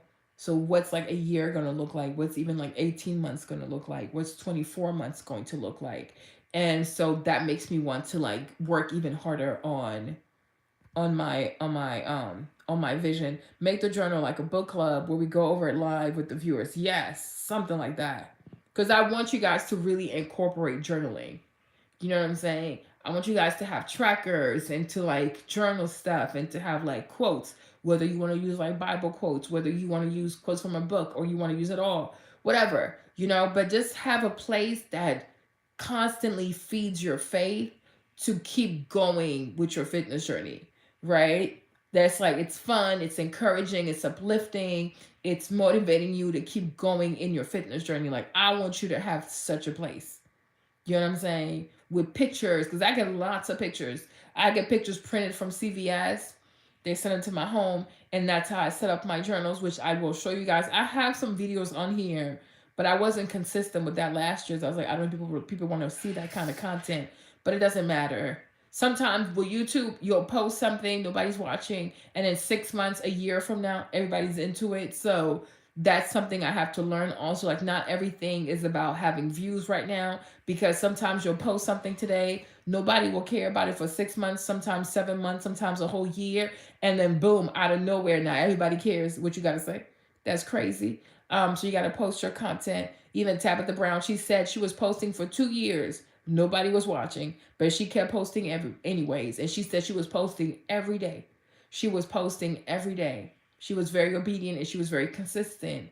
And she feels, and I know, like she knows, obedience is greater than sacrifice. So I really want to do that. So right now I'm thinking about how do I want to set up the Stairmaster journal, right? That's one. And then I have another journal altogether for my overall like fitness journey. So I'll show you guys how I set that up also, so we can all do it together and you can learn. Hopefully you can learn a lot from me. Maybe I'll just sit here and do it on the rug. I don't know. I'll find somewhere else cute to do it, so I can show you like what you need so that you can be excited about that. And hopefully once you're done with one journal, then you'll know how to set up a second journal and just keep going. Keep having a journal. Keep having a journal. That's your friend.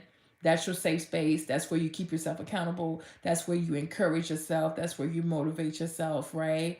And then eventually, if you want, you can have both. You can have a physical journal where you write, and you can also start a YouTube channel as a video journal. Because that's really, when I think of YouTube now, I think of YouTube also, YouTube, Instagram, TikTok, right? However you want to take it. But when it comes to YouTube, I think YouTube could be a great place to have a video journal, right? It's nice to have views and it's nice to get monetized and it's nice to make money off of YouTube, but you know, it's also nice to have videos of yourself and track your progress, you know, like with videos. There are certain things that you can write, but then there are things that have to be captured on film. So like, oh, dang, look how far I've come. So that's also like, you know, when I think of this channel, for example, it's not just like a community I'm trying to build, but it's also a video journal for myself where I can see my progress. I can see how far I've come. I can see how I'm struggling with certain exercises. I can see how I didn't have the best form when it came to doing a walking lunge or like doing et cetera, et cetera. I can see all of that. And then I can also see how I'm getting better, right? So like now when you look at a lot of my shorts, I am overweight, but I'm saying like, okay, think about like December 2023 when I if I have more muscle, if when I do have more muscle, when I have abs, when I've lost the weight, and whenever somebody finds my channel, they can always scroll down and see that I started from the bottom. You know what I'm saying? Show me the bottom then, show me the bottom, right? But I think that's more organic. You see a lot of fitness influencers, for example, they were always fit, they were always skinny. So all they had to do was put a little bit of muscle. But, I think it's even more nice to see somebody who started with a bigger body, right? And lost the weight, like showed every single part of losing the weight. And then the person lost the weight. So then you can be encouraged, like, dang, I don't have to be perfect to start. I don't have to be smaller to start. I don't have to, you can be big, big, big, right? And then you can be encouraged, like, yeah, if I did it at that size, you can, right? If I was comfortable showing my body at my size, so can you, right? So that's something that I really want. I think about that all the time. And for as much as I don't think I should have let myself get this big, to be honest. And I could have lost the weight sooner, but it is what it is. But I'm still grateful to some extent to have gotten bigger. Not that I think being bigger is healthy, no. But starting off, like having this size, like being this size, losing it on camera like this, it's really humbling. Because a lot of times, if all you've known is being fit or being skinny, you can't really understand or have empathy for people who are bigger. My whole life, pretty much, I was a very small person. Because of pregnancy, I got bigger. My last pregnancy, after that, I never lost the weight. I didn't even care to lose the weight, to be honest, right? But the majority of my life, I've always had a smaller body, right?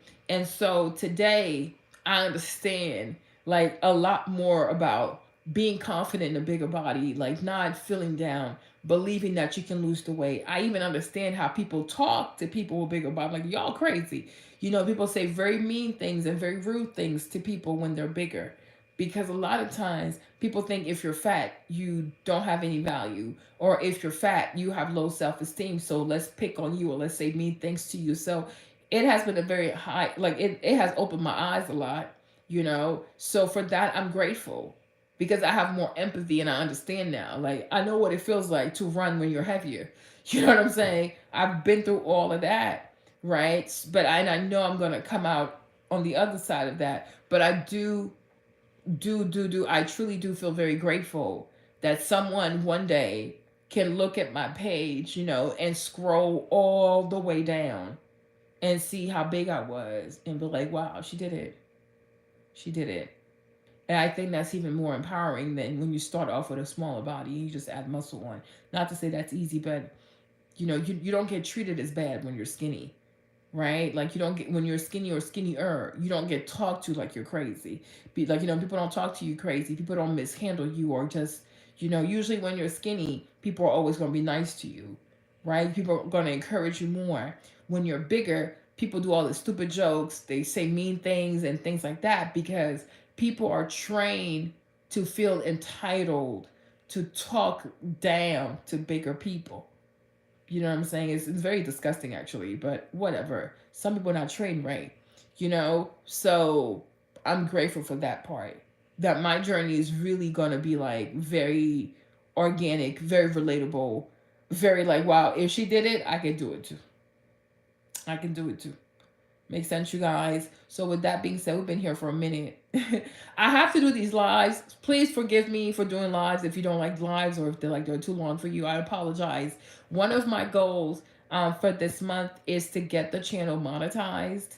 So in case you're interested, on YouTube, if you want to monetize your channel or monetize a channel, because some people have multiple channels, you have to have 1,000 subscribers and you need to have 4,000 watch hours, right? As of now. Next month, YouTube is going to start monetizing shorts.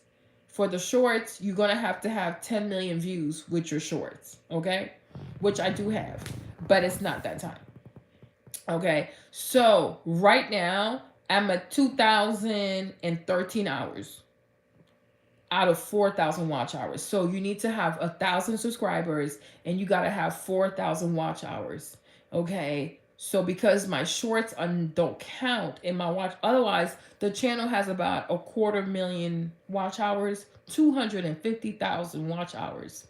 Out of those 250,000 watch hours, I only have 2,013 hours that count towards my 4,000 watch hours. So one thing I realized could get me hours a lot quicker, watch hours quicker, is by doing lives. Okay, so that's why I'm going to be going live every night. So come chill with me if you want to, but I'll be here every night because one of my goals is to get the channel monetized this month. So when it comes to YouTube monetizing you, YouTube pays everybody on the 21st of the month. Okay, so once your channel is monetized, doesn't matter who you are, doesn't matter when you got monetized, YouTube payday is the 21st. So YouTube only pays one time a month, direct deposit. It's the 21st of the month. So my goal is get the channel monetized this month and then start getting a paycheck February 21st. That makes sense. So for me to get that done, I'm going to have to do lives every night, like every day this month, right? Until the 31st. So hopefully we can achieve that this month. We can get monetized this month. And then once we're monetized, boom, boom, boom, boom. Because another reason why I want to be monetized is I want to hire a video editor. Okay. That goes into the bigger plan, the bigger vision. But I do want to have, there are certain types of workout videos that I want here for you guys. And I want it to be high quality because if you invest in the quality from the jump, the videos will last longer, because when a video has high quality, you know, for the next 5 or next 10, 15 years, it's going to be really good, right? And good content is good content. So you want it to be filmed with the best quality possible. So I have found a video editor that I want to work with and create some content. So I was thinking, okay, like I could use the money from this channel to pay that person and make my content. Yes, ma'am. Yes, ma'am. So I do want to have like some really nice workout videos for you guys for this channel. So that's part of the bigger vision. Quality also is part of the vision. Even fashion is part of the vision. Okay.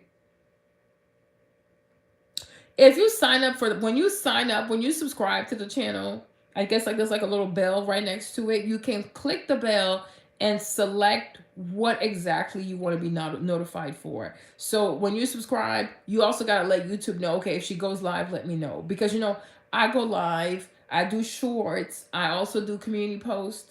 So if YouTube has to notify you every time, it's like I could really spam your inbox. So you have to, once you click subscribe on the subscribe button, like right next to it, yeah, right next to it, you can actually select if you want to be notified for everything I do. You can choose that. If you want to be notified just for me going live, you can do that also. You got to tell YouTube like what your preferences are when it comes to my channel, so that when I do whatever you like me doing, you'll be notified that I am doing it. But as we get bigger, I might even have like a text number group, so that when I do go live, I'll just text people like, hey, I'm live, in case YouTube hasn't told you I'm live, right? But yeah, so even like the fashion, I have plans for the fashion too. I said, ooh, I gotta be fashionable. So I have all like, and all that is part of like the bigger vision for the brand. But the guy I found, he makes really nice videos. And he makes videos for other girls who are really big, like the TikTok girls who are now coming to YouTube. He makes like some videos for these girls too. It's very high quality. I'm still gonna add like my own touches to it, but if he can record, because this is how it works. He records, you go to the gym. The only thing is the gym is in New York, and I'm currently in Virginia. So I was like, well, if I go up there to record with him, I might want to do like 2 or 3, 4 or 5 videos while I'm up there, and then I come back to VA, and then he can just edit. And when he's ready, he'll send me back the videos, right? So I still want him to record me, edit the videos, send me the footage, right? And then I'll add my own like bells and whistles to the final clips of the video. So all of that is what I'm working on. Like, what is my content going to look like? So right now it's a bit like ratchet, it's a bit organic. I just turn on my phone. I don't put a lot of like, vavavoom into my content for now, so, but it's going to get better, right? It's going to get better. I just have to get the channel monetized for now. And then we can go like do all the glitz and the glam later on. So, but this month it's going to be a lot of lives. Like I'm going to go live every night to talk about something. I don't know what the something is, but we'll be going live a whole lot so I can get the channel monetized. So please bear with me. I need my coins, okay? Because I got many things I want to do. I got a lot of things I want to do for the channel. So I need YouTube to pay me, okay? So we can get things popping, some good things popping, okay? And yeah, and that's it. That's really it. So I'm excited. So hopefully, hopefully this week I can make it to like 2,100 hours, but, or more, why not? Or more, why not? So, but yeah, you guys, like if you want to start YouTube, if you want to start YouTube, I really encourage you to start. You know, the future really is about creating content, right? It really is about creating content. You can make a YouTube channel about anything.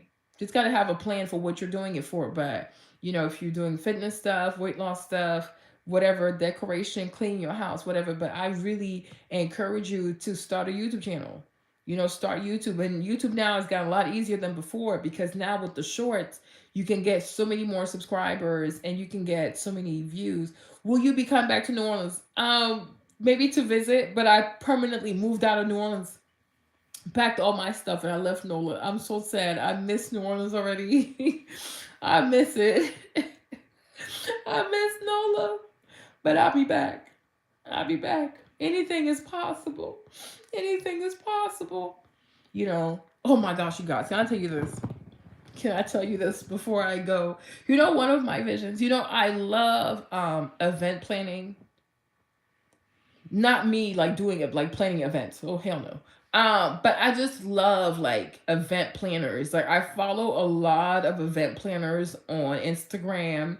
People who throw these like fancy parties with the flowers and the decor and all that kind of stuff. And I was like, imagine, this is what I was thinking, right? I said, imagine if I have a fitness app, okay? Imagine, see it for yourself, right? Y'all see the app, okay? But imagine I have a fitness app.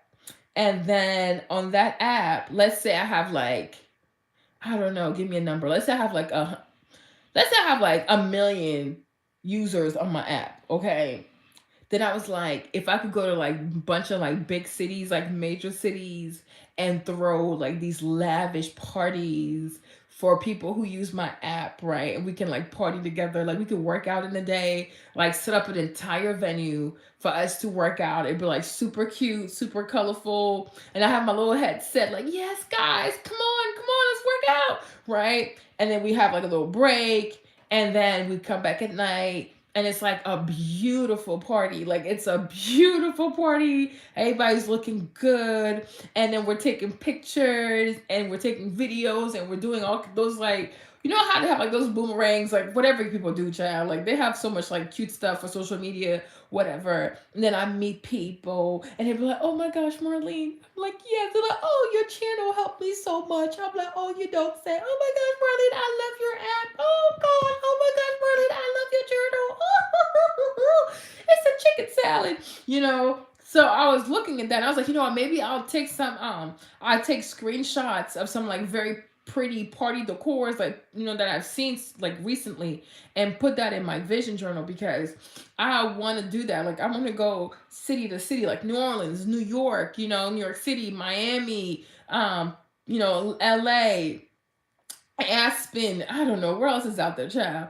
Austin, Houston, Dallas. Like I would love to go to different cities like that and throw these like activation, like throw these events and meet people and party with people and dance with people, work out with people, encourage people, do vision boards, like vision journals. I thought about that. I was so excited. I said, oh Jesus, it's a chicken salad. It's a chicken salad. Come get one of these. Okay. So like that really made me happy. And I was like, wow, I got a whole lot of work to do, because I gotta get the people. I gotta get these people to subscribe to my channel. I gotta get these people to get my app. I gotta get these people, child. I gotta get these people. But yeah, I was like, that would be so pretty. That would be so, so, so pretty.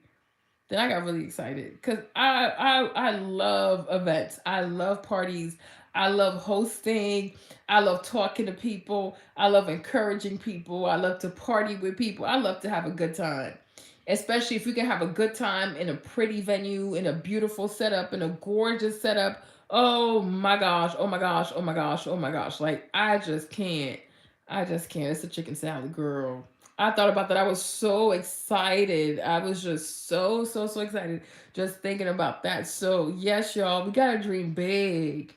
We got to dream really, really big because there's nothing out there that's not possible. There's nothing that you cannot do. You know, it might take some years, it'll take years, it'll take lots of hard work, but nothing out there is impossible. There's nothing that you can't do. So, believe in yourself. Believe in yourself. And when you think about this weight loss journey, when you think about your fitness journey, this is the journey that's going to help you, that's going to teach you, that's going to show you how exactly you have to believe in yourself, how you have to encourage yourself, how you have to trust yourself. Oh yeah, I would love that, Nikisha. I would love it. Like we're gonna look so good. So chicken salad. Okay, we're gonna look so good. So I'm like, yes, Lord. You know what I'm saying? Like just, that you got to think about that. You're not just trying to lose weight. You're trying to like learn to trust in yourself, have confidence in yourself, believe in yourself, right? This is way bigger than weight loss, right? It's way bigger than weight loss. It's about gaining confidence in yourself. That if you say you're going to do something, you're actually going to do it, right? If you say you're going to start something, you're actually going to finish it. If you say you're going to build something, you're going to build it, right? It's going to be something so beautiful. It's going to be something so beautiful. So that's what I want to say to you guys. Thank you so much for being here with me. Okay. I'm excited. I'm excited for you. January is starting off to a good start. I couldn't even complain about it. Like it really is a good start. It's a great start. So hopefully you guys are excited and I will see you guys tomorrow. Okay. Bye.